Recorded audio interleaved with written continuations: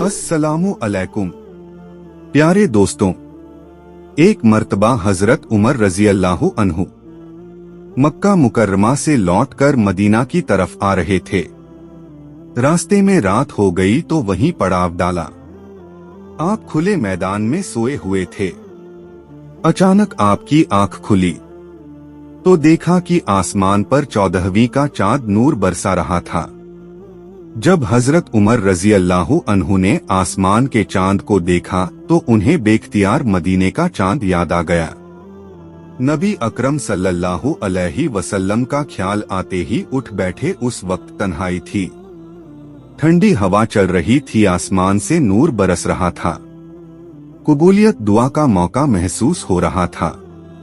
उस वक्त हजरत उमर रजी अल्लाह अन्हु ने अल्लाह रब्बुल इज्जत के सामने अपने दिल का राज खोला और अपने दिल की तमन्ना यूं बयान की, है अल्लाह, मुझे अपने रास्ते में शहादत अता फरमाइए और मेरी कब्र महबूब सल्लल्लाहु अलैहि वसल्लम के शहर में बना दीजिए। अब हजरत उमर रजी अल्लाह अन्हु ने तो इतना ही मांगा था कि उनको शहादत तो किसी जगह भी मिल सकती थी, चाहे पहाड़ की चोटी पर मिलती, चाहे किसी मैदान में मिलती, मगर अल्लाह ताला कदरदान है।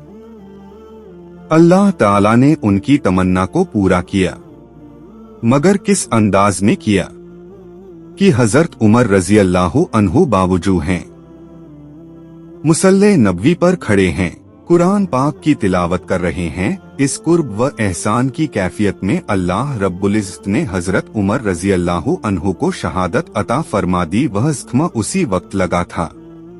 मुसल्ले नबवी पर शहादत का मर्तबा अता फरमा देना अल्लाह की तरफ से कदरदानी नहीं तो और क्या है।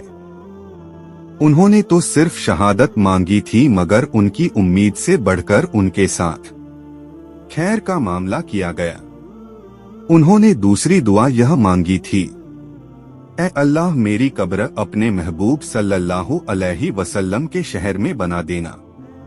अगर कब्र जन्नतुल बकी में बन जाती तो तब भी दुआ पूरी हो जाती, मगर अल्लाह ताला कदरदान है।